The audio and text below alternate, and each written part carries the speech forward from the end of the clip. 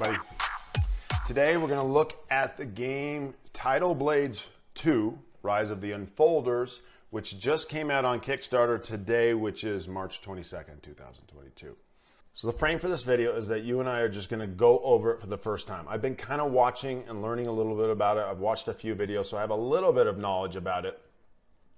Let me tell you, as I go into this, I love the color scheme and I love the look of it, right? Just kind of from the outside. And so I'm tempted and I can feel the energy. A lot of people are talking about it. So this is one of those, bigger games in the Kickstarter world.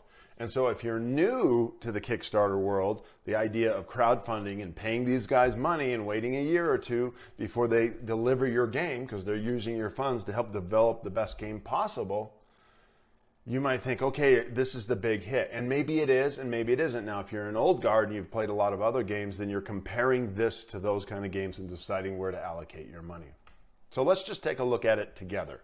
So it just started today. It's already got 2,265 backers. It's almost got $300,000. The pledge goal was 50,000, so they've already funded, and it's got 17 days to go. So already quite a big success. It's out the gates. It's doing well. Now, something else let's talk about, especially if you're new. It's Tidal Blades 2. So what is Tidal Blades 1? I think I have a screen open for Tidal Blades 1. Okay, Tidal Blades 1 is a game a couple of years ago, and it is a different type of game. So they're not the same game, but they're set in the same world. Okay? And so we're not going to look at Tidal Blades Heroes of the Reef because it's a totally separate game. It's got a 7.7 rating on BGG. BGG is Board Game Geek. It's a great database of all board games. If you're new to the hobby, I would go check it out. And you can learn a lot. Especially if you ever have rules questions, it's a great place to go do that. But here you can see Tidal Blades Heroes of the Reef, and then it'll give a description of it, and it's got some videos down below, and then there's forums.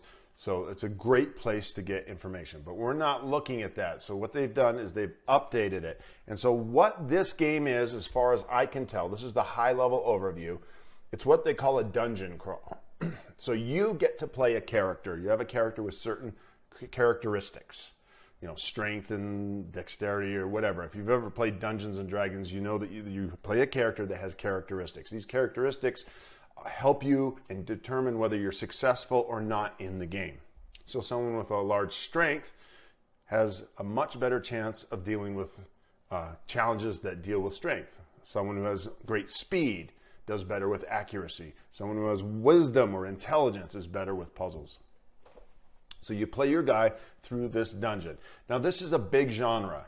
It's a big genre. There's a lot of dungeon crawls where you play a character and he explores. It's called a dungeon crawl because you explore a map.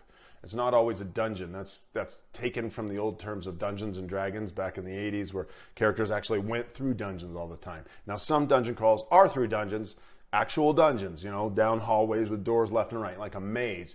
Some are just through bigger maps.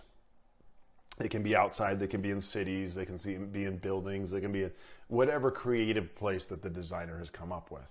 We'll see what this is, but what we know is that you're going to play a character and you're going to go through dungeons, and there's always something, not always, but it's usually something at the end of the dungeon called a boss.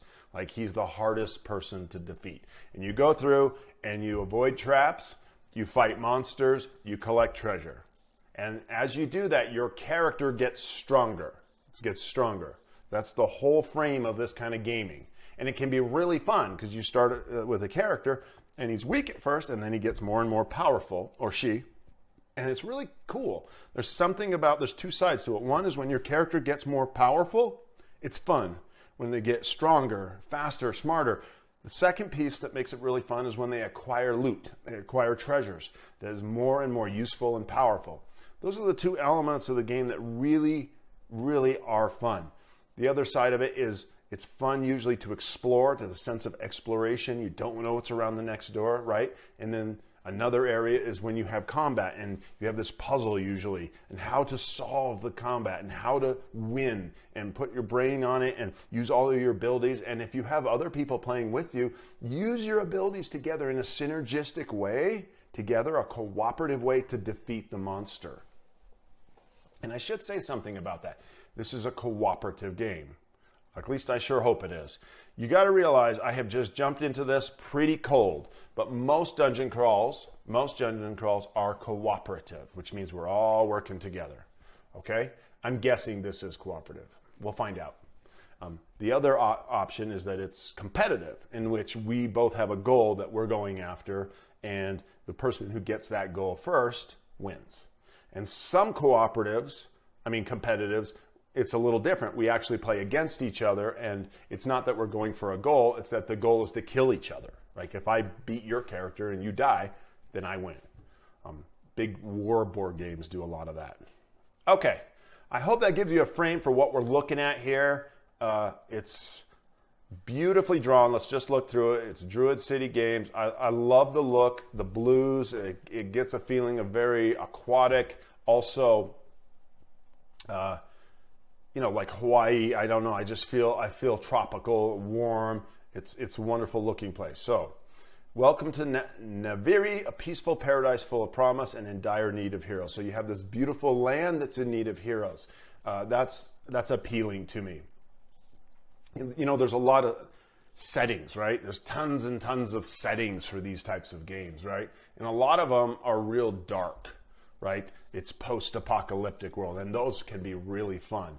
But this one is going from this is like a Shire area, right? It's the Shire. It's beautiful. It's a wonderful place, and it needs protection. So that's kind of cool to me. I like that. So as we go through it, let's talk about one more thing. It's this Kickstarter, this crowdfunding campaign where they're asking for the next 17 for you to pledge money to them and give them money while they develop the game is actually 2 games.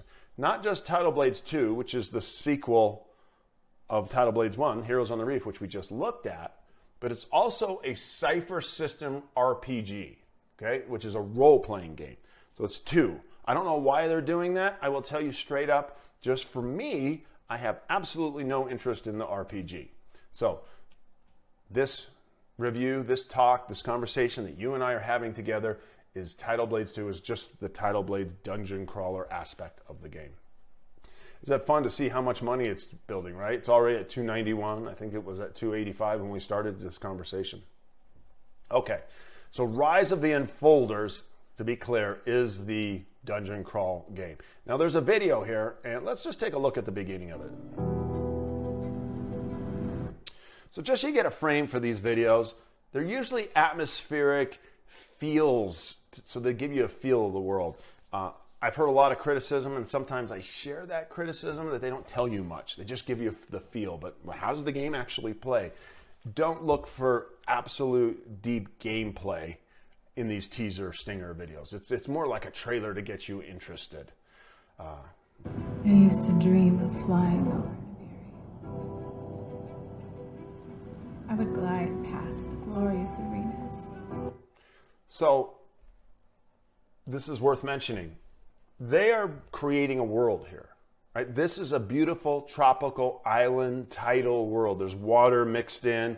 It doesn't look like it's post-apocalyptic like Waterworld, the movie. Remember that back in the 80s with Kevin Costner? It's a positive place. It's like the Shire on the ocean. It has a good feel, which is probably why they created a role-playing game around it, because they put so much work into this world to create the game, the board games, that they said, why it could be a place to play a role-playing game, which would be like Dungeons and Dragons, where you actually take a character and you play in it in a different set of rules that we're going to do with this board game.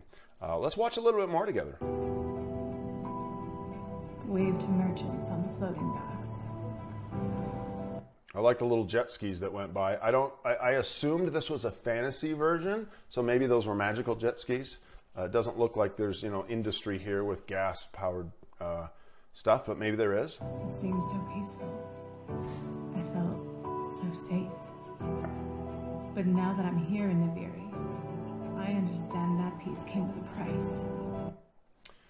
So, swords. Again, we're looking a little fantasy-ish here. I love, for me, personally, I'm going to tell you, I love this approach, that there's a beautiful land and it's worth protecting. There is, to me, I love post-apocalyptic worlds. It's fun. but I'm starting to get a little frustrated personally with the cynicism of it. Like, it's always, the world is screwed. We are kind of, and it's a sideways comment that we, in our era, are screwing our world up, which we probably are, but I still have a great love of Star Trek. You remember the original Star Treks, where the world was better in the future, right? And I like that optimism. I like that view, that world view. And the Federation in Star Trek still had problems, right? Outside worlds, exploration, excitement. But we had kind of gotten our crap together as a society, and there was this beautiful land to protect. This Federation was a good thing, right? The Federation was a good thing, where almost everywhere we go in our current world, the governments of the world are to be viewed with suspicion at best, suspicion at best. So I don't know how this will develop. I'm sure there's a deeper story, but right now, my friends, there's a positive vibe here that I actually like. It's fresh to me. A battle fought by Tidal Blades before us. This time, the fight is ours. Yeah, there you go. You're going to choose a hero. Okay? These kind of games, all dungeon crawls, you play as a character, as a hero. And they have a variety of them from which to choose from. So you deploy a Nexus grid. That doesn't tell us anything, right? Who knows what that is? But you can tell that they have a system, right? This is a system with these little wooden cubes along these tracks, probably to show your abilities, right? If they go down, it's probably bad. If they go up, it's good. Who knows? We'll find out together. But we're just learning this. And I know there's a lot of you out there that already know all these answers. This is kind of more for the noobs, and noobs meaning the new people are approaching it from a cold view. Like if you were coming into this for the first time and you just kind of heard about Kickstarter and like, oh, this is cool. I can pledge on a game and get a really good, cool game. And I get excited and I get to wait a year and it comes and it's all deluxeified. And wow, that's awesome. Well, but you don't know all the details about it. That's what we're going over together here.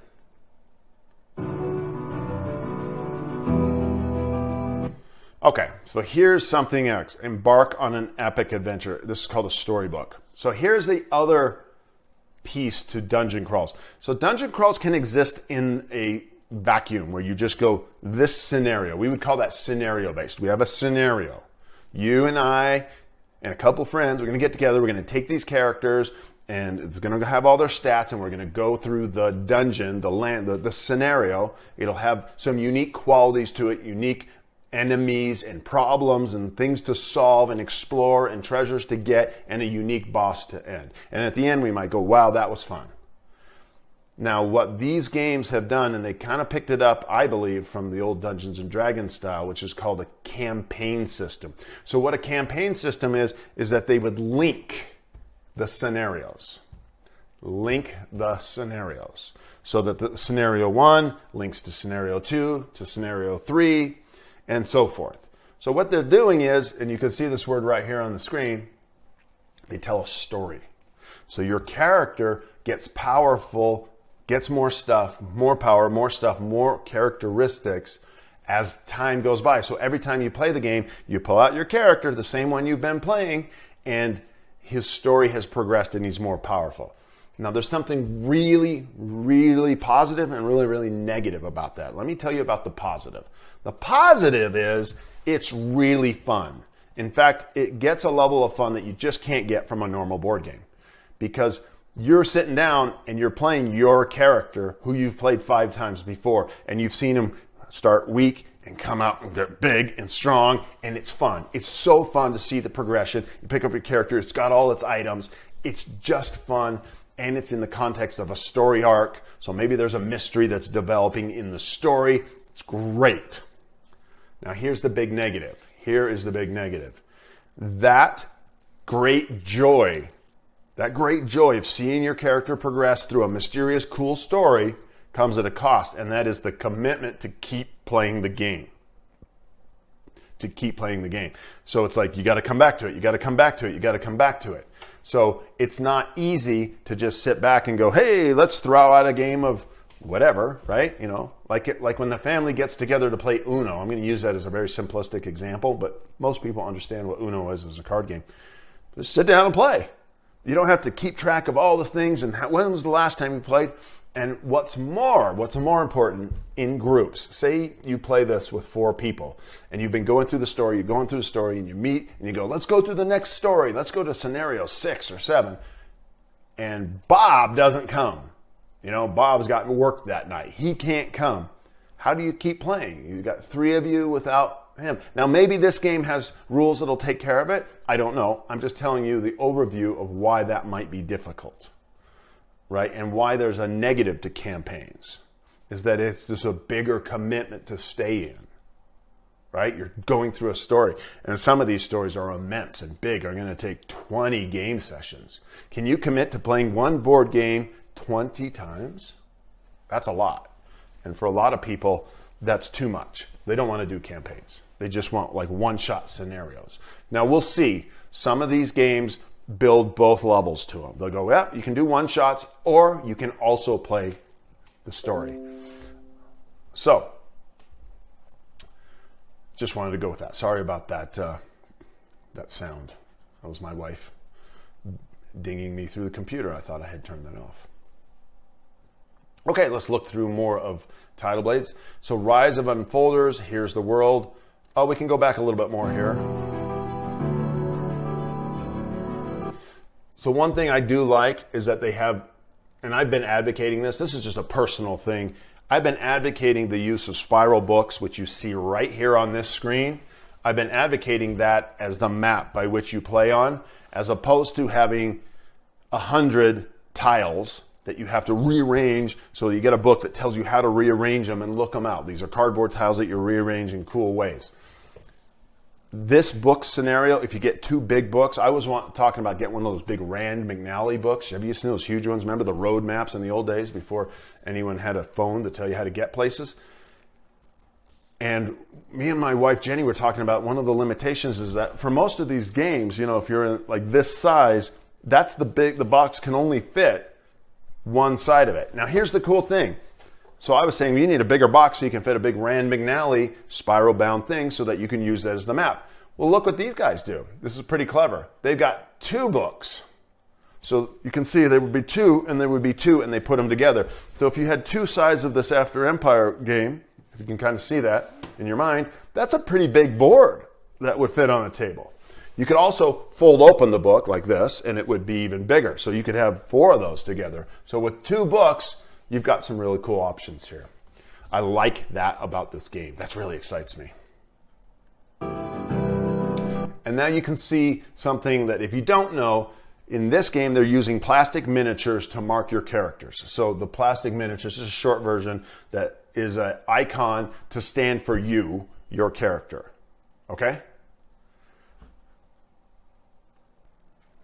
Let's move on. Okay, there's a closer shot of the miniatures for you.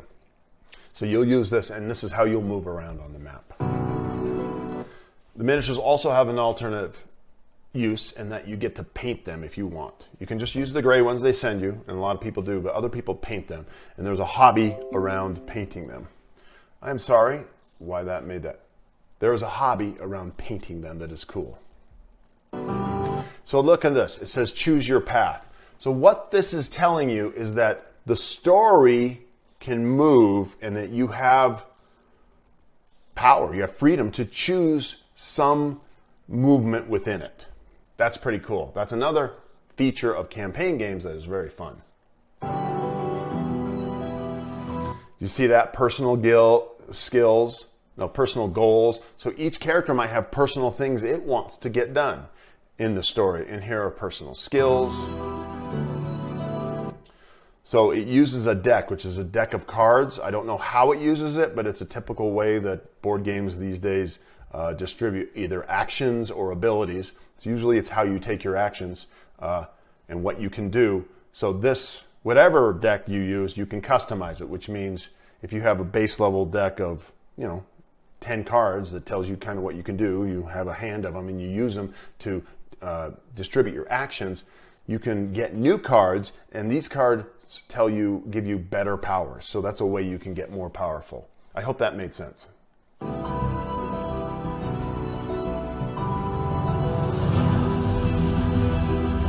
So there's a combat system. Every one of these games is going to have some type of system by which combat is done.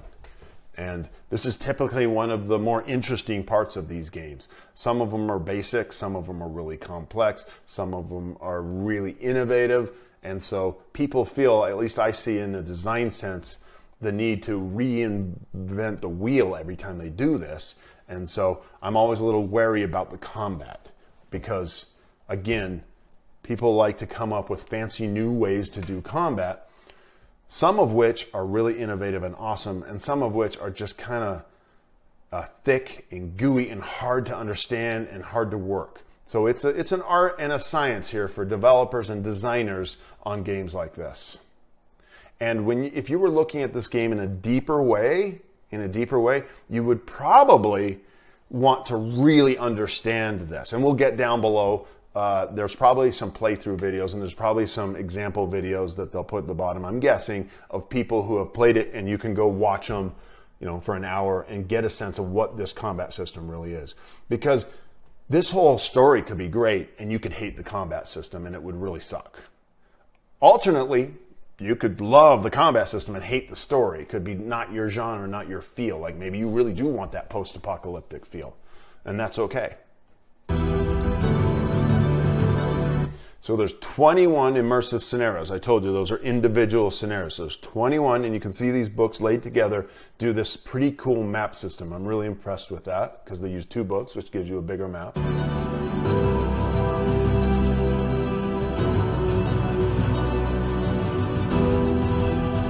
$70 miniatures. Now, some games nowadays, they're kind of switching back, have these little standees. So they're cardboard standees and a little plastic thing. And so they're a cardboard piece with some art on it, as opposed to an actual plastic miniature. There's a kind of debate in the community of gamers. Some people would rather have the standees. Some people would rather have the plastic. Now, here's the thing that it really comes down to ultimately is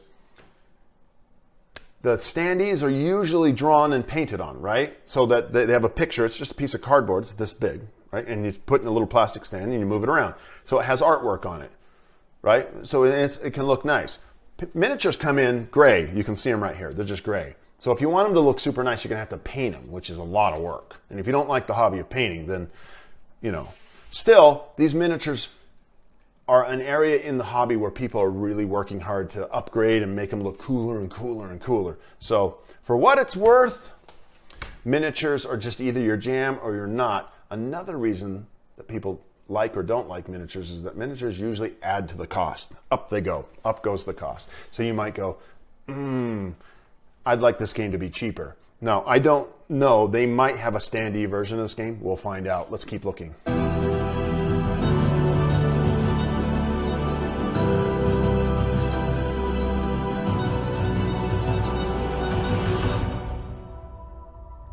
And here it is. This is adding the role-playing game. So if you want to dive deeper into the lore of this world, you get the role-playing game. So we'll skip that section because while you may be, go watch it if you're interested in it, but we'll keep this discussion to the board game.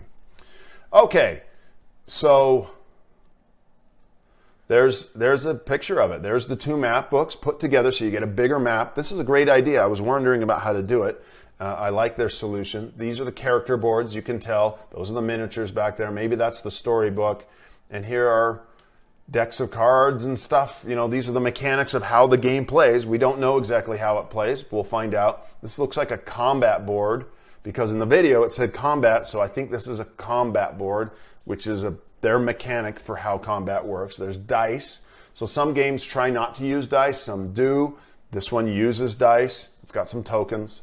Designed by Tim and Ben Eisner, art by Mr.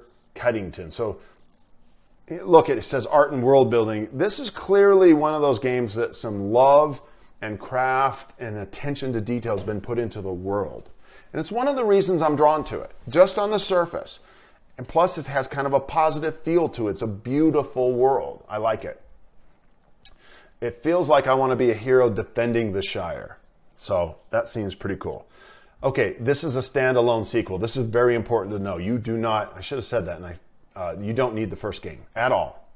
Man, that should have been the first thing I said. And I knew that. I just didn't share that with you. I just hadn't put that together. So it's really good that they tell you that. Then there's the role-playing game, which we're going to just totally miss. You don't need this book to play the board game. So you don't need the role-playing game. Again, telling you some really good information, not to be confused. Okay, so there was praise for some of the original game. They're letting you know that they're letting you know that their game was well received and successful. So you're in good hands. We're in good hands here with Tim and Ben. And that's true. The first game got a lot of positive reviews. And I should be clear, I do not own it and am probably not going to. I've made a decision. I looked at it a lot and it just didn't look like the kind of game that I would buy. Now let me say I have a buy, play, avoid scenario scale. So there are some games that I'm going to buy for sure, right? And I'll tell you about those. And then there's games that I won't buy them. I'm not ready to invest money, but I would play them for sure. And then there's games I'd have no interest in buying or playing. The original game, Heroes of the Reef, I would play. I would love to play it. I don't want to buy it. It's just there's limited resources and I just don't want to invest in that. And I may come back to the same review here by the end of this campaign. I'll have to make a decision. I'll share it with you in a later video. Do I buy? Do I pledge and back this? Or do I just wait for someone else to get it and take me through it and play it? So here's an overview. You get to choose a hero. This is basic. I like this. This is a big overview for new people and seasoned gamers, right? Then you go on missions. What I said were the cooperative scenarios. Oh, there it is, cooperative. We needed that word. It is a cooperative game. I guessed it was because most campaign style games are. Okay, you fight like a Tidal Blade. So a Tidal Blade, clearly reading in between the lines, is a hero of ancient legend probably, which is what the first game was probably about. Okay, so there's sea monsters coming to threaten the city. There's the problem, right? And you play action cards on your Nexus grid, activate an entire roller of time, and unleash epic combos like a true Tidal Blade. So even though it doesn't have anything to do with that previous game, it's the lore of it is coming through, and you're a hero called a Tidal Blade. You get to explore the city. Every few missions, you come back to a city, a home base. That's another piece of campaign games that they do a lot. There's a big one out there called Gloomhaven, where Gloomhaven is the name of the city that you go back to. And so you come in here, you buy new items in the market, you interact with different people, the story develops. They say there's dynamic progression, which I talked about at the beginning of this video, where you have a character that progresses. So they are doing this. The character has two personal paths to express their duality, so maybe a light side and a dark side. Do you ever remember the video game Fable? Back in the Xbox days? Well, they still have an Xbox back. I think it was first Xbox or maybe the second one, 360, where you could play the game Fable. And it was a video game based on that, where you were a hero in this great story, but you can become good or evil. This sounds like they're going to do that. All right. So there's 5 playable heroes: Axel, Echo, Cayman, Dust, and Sagashi. That's cool. It's a small number. For some reason, that strikes me as small. How many players is this? Did I miss that part? I might have just skipped it. If you're sitting here with, there it is.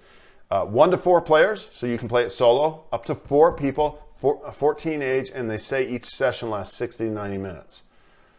Okay, take their word at it. So here you go, Rise Playable Heroes. There's 5 playable heroes, but there's only 4 people could play.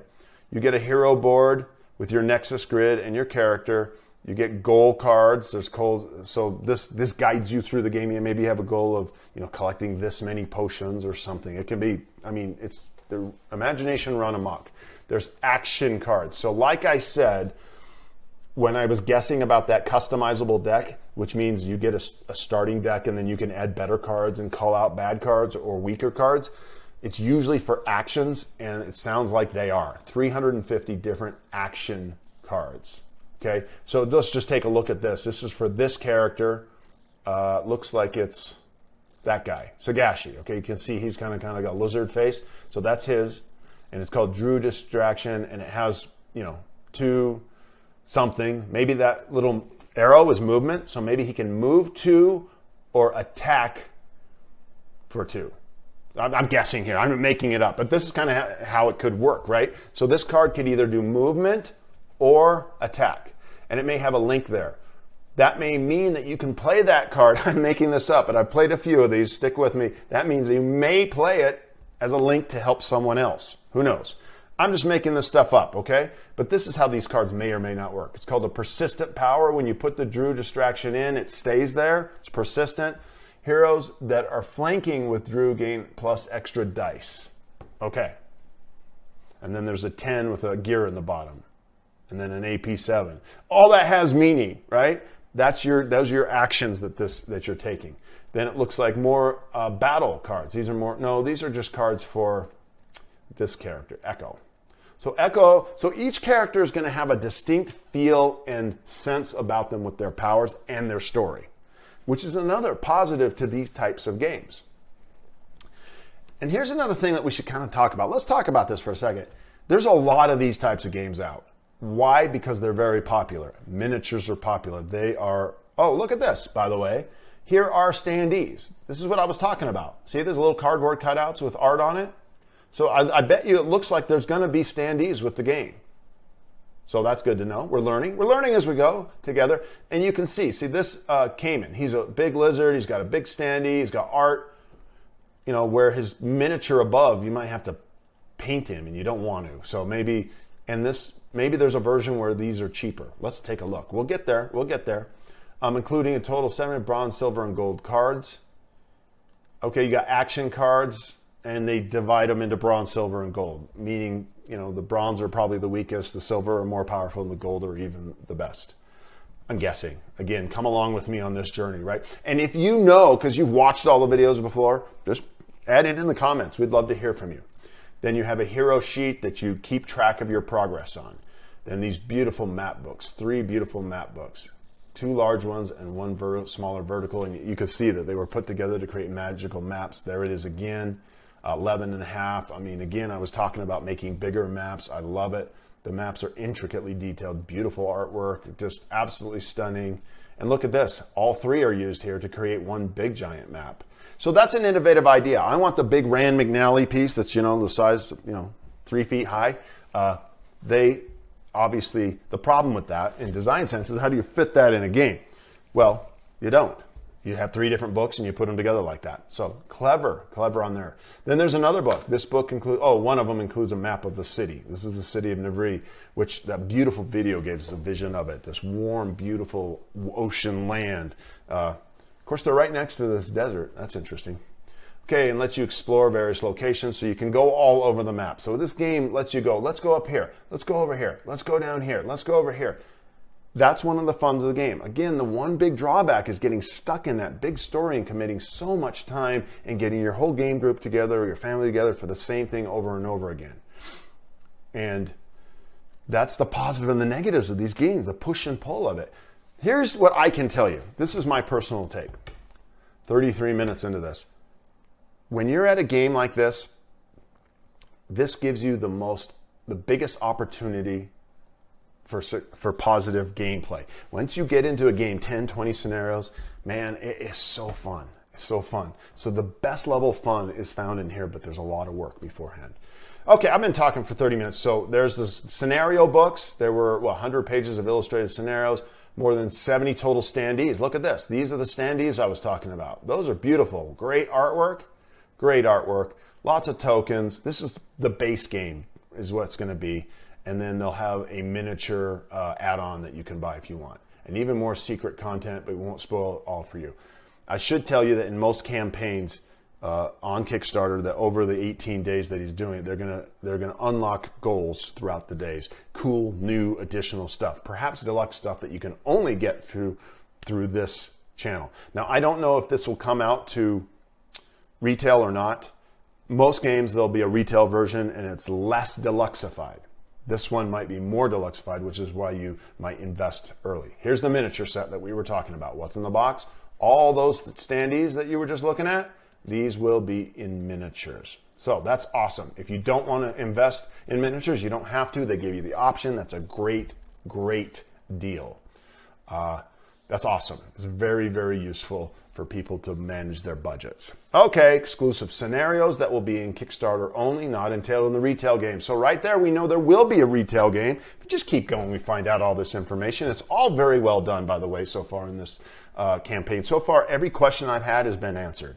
So they're doing well. So here's some Kickstarter exclusive. There's 4 different scenarios that are exclusive just to people who invest in that. They'll probably be exclusive monsters, characters. I'm just guessing. That's usually what there will be. And then April 4th, the 3rd exclusive scenario. So at least 4 scenarios will be revealed. Daily reveals. Every 1 p.m. there'll be new content. Day 1 it begins. So one of the funs about these whole things is to go through the process, to go through the process of the campaign, to follow it, to learn more here, to learn these daily reveals. It can be an exciting journey. And they find out that not only is it fun for people, it probably gets people to eventually go, you know what, I'm having so much fun, I'm gonna pledge my money. I'm gonna pledge my money to it. So it's a marketing play. Now here's some, okay, John Gets Games. This guy, John, is a great teacher of games. I love his videos. I want to recommend them. So he teaches you how to play. That's great. You can read the rule book. You can download the actual rule book. That's a plus, right? So if you really want to get in the weeds with this before you choose to back it or not, you read this rule book. Now it's probably not the final rule book. It'll be updated, but it'll give you an idea of how things work. There's a whole bunch of previews. Quackalope, of course, always gets a preview. Rado's got one. Let's see. These people don't have a name. Meeples of the Rainbow, Man versus Meeple. Jeremy's got one. I'm excited to see Jeremy's. I enjoy his content, and he's going to be talking about the solo version of the game. 1-minute board games, lots of people. There's going to be a lot of material. The Brothers Murph have got one. That's exciting. I do not know her. Tabletop Tonight, I do not know him. Okay, so let's stop here because we've been talking a lot and you probably have some information. The last thing we'll do is we'll go over the pledges that they have right now. And so we come over here to look at it. So you can pledge just to give them money to say, I support you. Or you can pledge 1 or more to get access to the Pledge Manager, which is the place where the order is finalized about a month or 2 later from now. And in that Pledge Manager, it's just a separate place where you could pay for shipping. You won't pay for shipping here. And they won't collect your funds, by the way. Like if you pledge $1, they'll collect it at the end of the campaign, 18 days from now. They'll hit your credit card then. Then a month or so later, you'll go into the Pledge Manager, send you an email, go into the Pledge Manager, and they'll tell you how much the shipping costs, and they'll let you alter your order. At that time, you could up it or down it and move it around, add on extras. They'll put sweet little extras in there and try to encourage you to buy them so that it's like a store where you can buy more stuff. And then you'll lock your order, and then they'll go produce the whole thing, and then it'll ship over from China, usually where it's produced, and it'll hit the shores. I'm in America, so it will hit the shores here, and then it'll be dispersed to you. And that process can take a year or 2, up to 2. Now they say, when do they say it's going to be delivered? Let's see. Pledge Manager access. The estimated delivery looks like June 2023. So a year, this is what, March, April, May, June. A year and 3 months is when they anticipate you will get this game. Okay? That's a ways out there. That's a ways out there. 25 or more for PDF only for the role-playing game, if you just want that role-playing game. And that they're going to give to you by August this year. Okay, it plays 59 or more of the RPG book. We're not interested in that. Here we go. $89 for the board game. So $89 gets you the game, plus the 4 exclusive Kickstarter promo scenarios. This pledge does not include any miniatures. This is the standee version, $90. $90. And then they'll charge you $20 or $30 shipping, right? And when this comes out in retail, it'll probably be a little bit more MSRP, but you'll probably be able to get it on Amazon for $80 or $90. So one thing I don't know for sure, but often you can get this base game cheaper in retail later. But you'll have to wait quite a bit longer. It won't be just a year and 3 months. It'll be even longer than that. And you won't have to pay shipping because most of these game stores online, you don't have to pay shipping. And if you support your local game store, you won't pay shipping either, though you will pay sales tax, usually. Okay, for 110, you get the board game and upgrades. So upgrade packs is the deluxe resources, which include squishy fruit, updated shells, and hero miniatures, and 4 exclusive scenarios. So 110 bucks. I gotta tell you, this is a little cheaper than I expected. For you, it might be sticker shock, but I've been doing Kickstarter here for the last few years and prices have gone up. And this is actually more reasonably priced than I thought. Now here's the deluxe one. Here's where they're gonna get you. This is 160 bucks. You get all the best of the best. Base game, deluxe resources, the miniature set, all of it, all the exclusive Kickstarter promo scenarios, exclusive minis for the scenarios. So there's the big one, okay? There's the big one. That's the 160 bucks. You got 160 bucks plus $40 shipping. That's what it means. It's $200 to wait a year. And they say it's a year and 3 months. It's probably going to be a year and a half. It'll be 3 months late. It's just the way it is lately. These guys are so professional looking, however. I'm being cynical there, by the way. I should be clear. These guys are so professional. They might have that 3-month buffer planned in for things to go wrong. They might be on top of things, which more and more companies should be doing and less actually are. It's very hard to deliver these things on time with the worldwide shipping crisis and everything that's going on, but they know all about those difficulties and they're saying June 2023. Be interesting to see how professional and clear and transparent they are in terms of delivering that on time and being clear if they can't. Something I talk about a lot. There's one more pledge, which is the deluxe board game and the role-playing game. So you can get the board game and the game, the role-playing game book. And then there's some for retailers. Okay, everybody, let's wrap up this video. This is a new, exciting game. Games come along like this, I get excited. I'm going to follow this daily. I'll come back with videos if there's something interesting that comes down the pike. I'd love to hear your comments. I always say that and I always mean it. I reply to everyone who ever talks to me. My channel luckily is small enough now that I can do that. Eventually it'll be so big that we conquer the world and I won't have time enough to chat with everyone, but I will always make time to chat with you as time allows, is what I'm trying to say there. Because it's important to me. What I'm saying is it's important for me to stay in contact with you guys and gals. It's fun. This is a great hobby. It brings people together. Final thing to say is a healthy gamer is a happy gamer. Take care of yourself. Get some exercise. Get out and get some sun. Spring is coming. Get hiking. Get exercising. I always say the same thing. It's my message. A healthy gamer is a happy gamer.